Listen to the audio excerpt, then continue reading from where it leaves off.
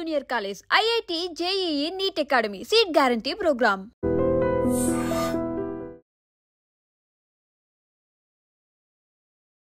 Hi guys, welcome to Aiden. నేను మీ Chanakya. Guys, మనము క్రిప్టో కరెన్సీ అని వింటూ ఉన్నాము. అరే, మనకు కరెన్సీ ఓకే, కానీ క్రిప్టో కరెన్సీ ఏంటి అని చెప్పేసి తెలియని వాళ్ళ కోసం ఈ వీడియో అనేది కూడా మనం ఇప్పుడు తెలుసుకుందాం. మెయిన్గా ఏంటంటే ఈ బిట్ కాయిన్ అనేది 1 lakh 2 lakhs ఉన్నప్పుడు కూడా చాలామంది వినే ఉంటారు. కాకపోతే ఇప్పుడు దాని వాల్యూ అనేది అక్షరాల 98,20,000 అయిపోయింది.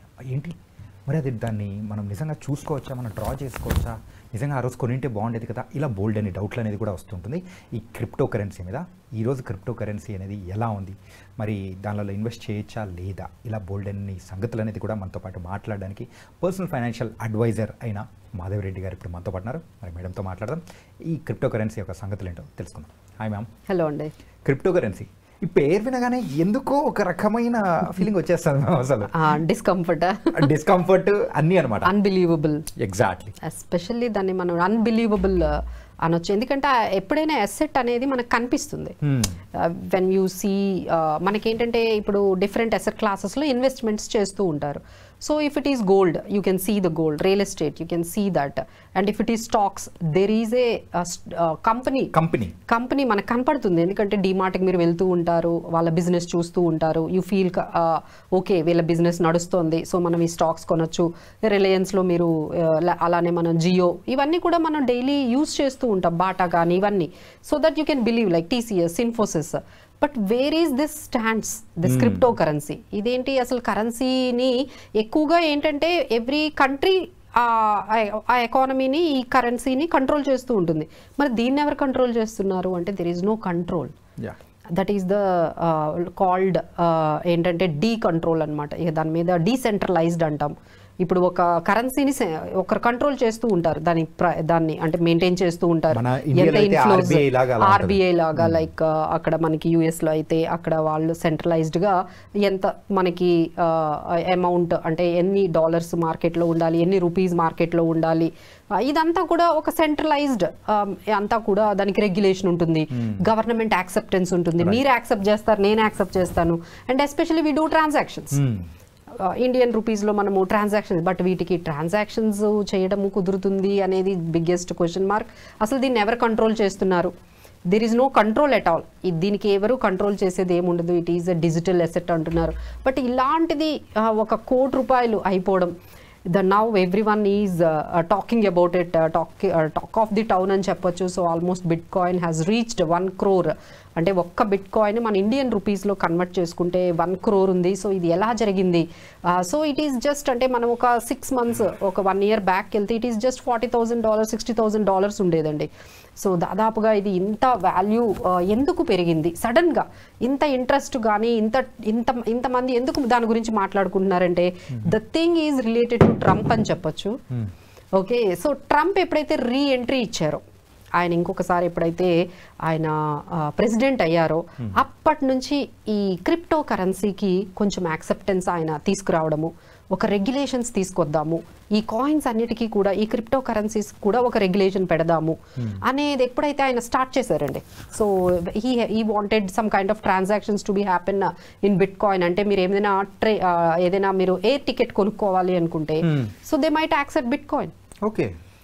సో అలా మిమ్మల్ని కొంచెం దీని యాక్సెప్టెన్సీని పెంచటం కానీ, లేకపోతే రెగ్యులరైజ్ చేసేటట్టుగా కొన్ని యాక్ట్స్ తీసుకురావడం కానీ, దీని గురించి కొన్ని రూల్స్ అండ్ రెగ్యులేషన్స్ ఫ్రేమ్ చేసి యాక్సెప్టెన్స్ని తీసుకురావడం అనేది ఆయన వచ్చిన తర్వాత స్టార్ట్ అయ్యింది.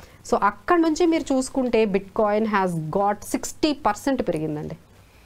Almost 60% in just 6 months. ఆయన వచ్చిన దగ్గర నుంచి ఇప్పటి వరకు చూసుకుంటే ఎక్కడ ఒక 40 lakhs 45 lakhs ఉండేది, ఏకంగా ₹1 crore వెళ్ళింది. అప్పుడు ఆయన రాకముందు 60 lakhs 50 lakhs ఉండేది, ఇప్పుడు ఆల్మోస్ట్ 40 నుంచి 1 crore అయిపోయింది. So it's all because of re entry of Trump అని మనం చెప్పొచ్చు. ఆయన positivity towards this cryptocurrencies are going to be next biggest thing.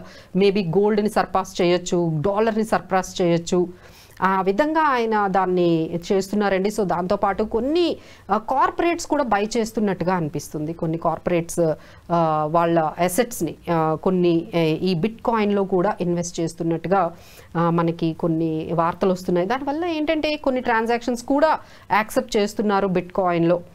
అని అంటున్నారండి. సో దానివల్ల ఏమవుతుందంటే సడన్గా ఈ ప్రైస్ అనేది పెరుగుతుంది. So now is it too late to buy 1 crore అసలు ఈ టైంలో అసలు దాన్ని ఏంటంటే ఫ్రాక్షన్స్లో బై చేసుకోవచ్చు అండి. It is just like an ETF.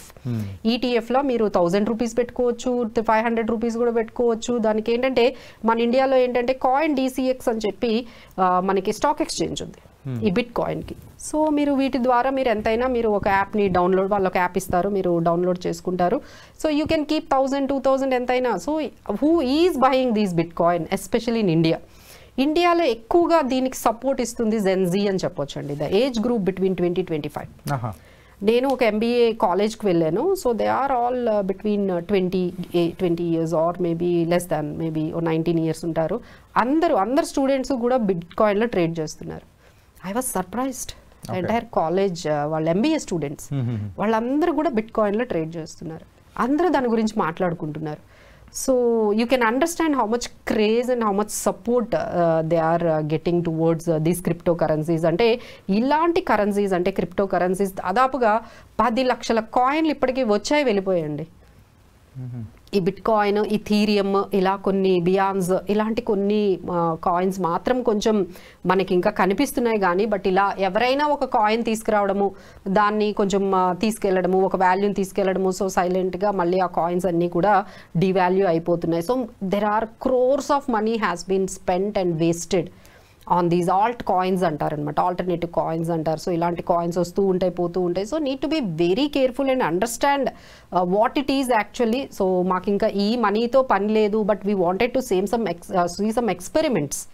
నేను ఇందులో పెడతాను, ఏమో ఫ్యూచర్లో నేను పెట్టిన ఈ 10,000 10 లక్షలు అయిపోతాయి అనే చాలా మందికి ఆలోచన ఉంటుంది. బట్ ఏంటంటే మీకు ఆ 10,000తో పని లేదంటేనే పెట్టండి, ఎందుకంటే ఆ 10,000 జీరో అయ్యే ఛాన్సెస్ చాలా ఉన్నాయి. కానీ ఈ క్రిప్టో కరెన్సీ గురించి చెప్తూ ఉన్నా, వింటూ ఉన్నా, చదువుతూ ఉన్నా కానీ ఎలా అనిపిస్తుంది అంటే ఎవరైనా కానీ ఒక మంత్రగాడు వచ్చేసి గాల్లో ఇలా తీస్తాము ఇలా అన్నట్టు అవుతాయి అంటే అదో కనిపిస్తుంది చూసావా అని అది వెళ్ళిపోతుంది కూడా వస్తుంది.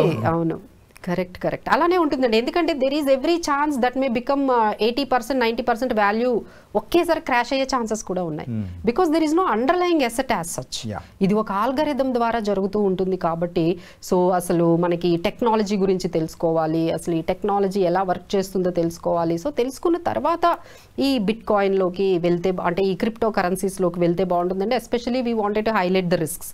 ఇందులో రిస్క్స్ ఏముంటాయంటే ఎనీ టైం చెప్పాను కదా, ఈ పాటికే 10 లక్షల కాయిన్స్ వచ్చాయి వెళ్ళిపోయాయి. చాలా మంది మీకు వచ్చి ఇది నెక్స్ట్ బిట్ కాయిన్ అవుతుంది అని చెప్పి మీకు అమ్మేయచ్చు. ఒక ఏదో కొత్త కాయిన్ పేరు చెప్పేసి ఇది 10 రూపీసే ఉంది, మీరు బై చేసుకోండి, ఇది నెక్స్ట్ బిగ్గెస్ట్ బిట్ కాయిన్ అయిపోతుంది అనగానే ఓకే అని మీరు బై చేస్తారు. But that can the value could be zero in no time. అలా ఛాన్సెస్ ఉన్నాయి. ఇంకొక ఛాన్సెస్ ఏంటంటే బిట్ కాయిన్లో అంటే ఇలాంటి క్రిప్టో కరెన్సీస్లో స్కామ్స్. సో మనం రీసెంట్గా ఇప్పుడు నేను ఏదైతే చెప్పానో ఈ stock exchange coin DCX stock exchange వాళ్ళ మనీయే వాళ్ళ వర్త్ ఆఫ్ 400 crores 397 crores వరకు బిట్ కాయిన్స్ డిసపియర్ అయిపోయి. So biggest scam that to in just 40 seconds. Yes, 40 seconds లో 400 crores.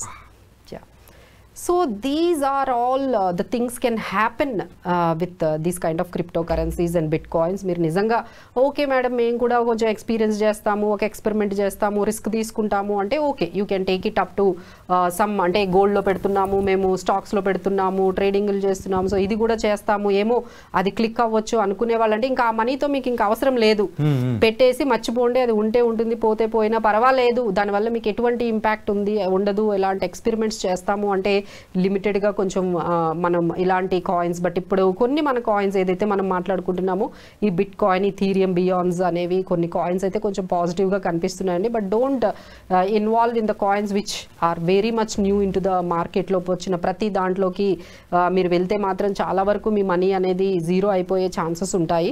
సో టేక్ అంటే చాలా మన న్యూసెస్ అయితే వస్తున్నాయండి, like this is going to be next digital gold అని. నెక్స్ట్ డిజిటల్ గోల్డ్, ఈ గోల్డ్ని కూడా అంటే market cap it is around only $2 trillion ఇప్పటి వరకు మనకి బిట్ కాయిన్స్లో ఉంటే, గోల్డ్ అయితే $22 trillion ఉంది. సో ఎప్పటికైనా ఇది రీచ్ అయిపోతుంది అంటే మార్కెట్ క్యాప్ ఆఫ్ గోల్డ్ని కూడా అంటే మన వరల్డ్లో ఉన్న మొత్తం గోల్డ్ వాల్యూని కూడా ఇది బీట్ చేసి వెళ్ళిపోతుంది. ఇలాంటి చాలా విషయాలు మీకు వినిపిస్తూ ఉంటాయండి. బట్ మీరు ఎంతవరకు తీసుకోగలరు రిస్క్? ఈ మనీ మాత్రం పెరుగుతుందా తగ్గుతుందా అనేది ఏమీ ఉండదండి. It can happen anything, it can devalue at any point of time. మొత్తం 80-90% కూడా 100% కూడా పోయే ఛాన్సెస్ ఉంటాయి. So if you can take that risk, okay, take that risk to that extent. అలానే మనకి ఈటీఎఫ్స్ ద్వారా మీరు ఎంటర్ అయితే టు సమ్ ఎక్స్టెంట్ అది బెటరేనండి. ఇప్పుడు బ్లాక్ రాక్ అనే కంపెనీస్ ఉన్నాయి కదా, వాళ్ళు ఈటీఎఫ్స్, ఈ బిట్ కాయిన్స్, క్రిప్టో కరెన్సీస్ ఈటీఎఫ్స్ని మార్కెట్లోకి తీసుకొస్తున్నారు. మీరు ఈటీఎఫ్స్ ద్వారా వెళ్తే, ఎందుకంటే ఈ మొత్తం వాళ్ళు ఏం చేస్తారు, మీ దగ్గర మనీ తీసుకొని వీళ్ళు ఇన్వెస్ట్ చేస్తున్నారు. So the security will be taken care bye this company. So మీకైతే అంత రిస్క్ ఉండదు, ఎందుకంటే వీళ్ళు బై చేస్తున్నది మిడిల్ మ్యాన్ వాళ్ళు ఉంటారు. కాబట్టి మీరు డైరెక్ట్గా ఇలాంటి ఎక్స్పెరిమెంట్స్ చేయకుండా మీరు అట్లీస్ట్ ఈటీఎఫ్స్ ద్వారా అయినా వెళ్తే టు సమ్ ఎక్స్టెంట్ బెటర్ అనిపిస్తుందండి.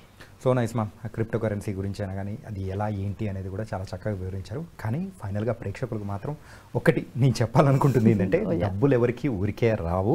కాబట్టి క్రిప్టో కరెన్సీని నమ్మడం అనేది కూడా ఇంకా వాళ్ళ మీద ఆధారపడి ఉంటుంది. So thank you so much ma'am.